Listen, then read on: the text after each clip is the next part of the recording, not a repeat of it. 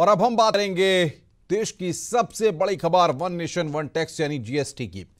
इसे लेकर व्यापारियों में असमंजस की स्थिति है। व्यापारियों के भारत बंद का मिला जुला असर पहाड़ में भी देखने को मिल रहा है।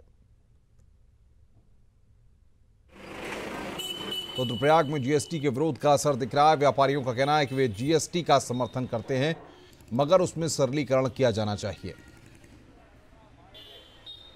जीएसटी के विरोध के चलते रुद्रप्रयाग जनपद के संपूर्ण जो व्यवसायिक प्रतिष्ठान है वो पूरी तरीके से बंद हो रखे हैं। इस समय हम मौजूद हैं रुद्रप्रयाग जनपद मुख्यालय पे। हमारे साथ उद्योग व्यापार मंडल के जिलाध्यक्ष मौजूद हैं। उनसे जानना चाहेंगे क्या कुछ मांगे हैं व्यवसायियों की जीएसटी को लेकर। अध्यक्ष जी, क्यों आखिर विरोध हो रहा है जीएसटी का?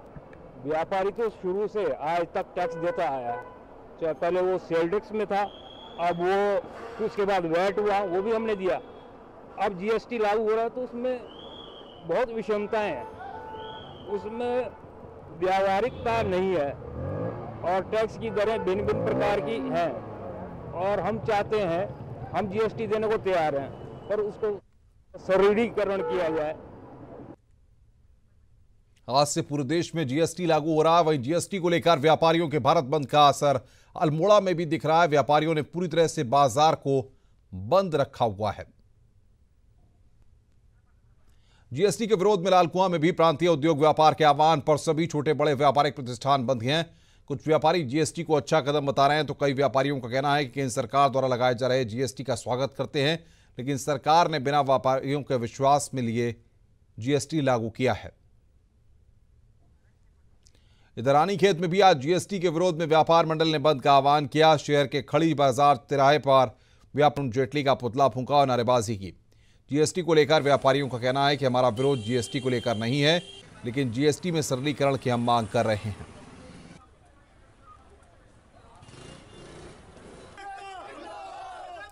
और बातचीत करने के लिए सुनील प्रभात हमारे संवाददाता हमारे साथ जुड़े हुए हैं। सुनील, जिस तरीके से विरोध हो रहा है, सरलीकरण की मांग हो रही है, ऐसे में किस तरीके का आप विरोध देख रहे हैं वहां पर? क्या कुछ चल रहा है फिलहाल?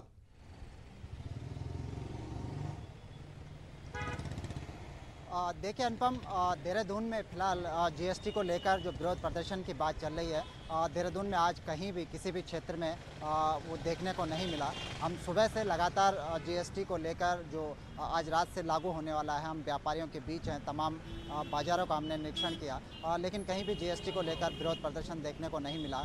व्यापार संघ से जो हमारी बातचीत हुई है, तो व्यापार संघ के पदाधिकारियों की नज़र है दिल्ली में होने वाली जीएसटी काउंसिल की जो बैठक है, उस बैठक पर व्यापारियों की नज़र है। उनको उम्मीद है कि जो छिटपुट जो उनकी मांगे हैं, जैसे कपड़े पर जो 5% टैक्स लगाया जा रहा है, उनको उम्मीद है कि इस जीएसटी काउंसिल की जो बैठक है, इसमें कुछ सकारात्मक निर्णय उनके पक्ष में लिया जा सकता है। अनुपम, एक बड़ी बात जो देखने को हमें मिली, लोग चाहते हैं कि जीएसटी लागू हो, जो कर प्रणाली है उसका सरलीकरण हो, और लोग इस बात से भी खुश हैं कि जीएसटी में करीब 11 सेंट्रल और जो स्टेट टैक्सेज हैं वो समाहित हो रहे हैं। तो जो टैक्स की प्रक्रिया है उसका बेहद सरलीकरण हो जाएगा। आम आदमी भी टैक्स की जो जटिल गणित है उसको समझ पाएगा। बहुत बहुत शुक्रिया सुनील, हमसे बातचीत करने के लिए और जानकारी देने के लिए।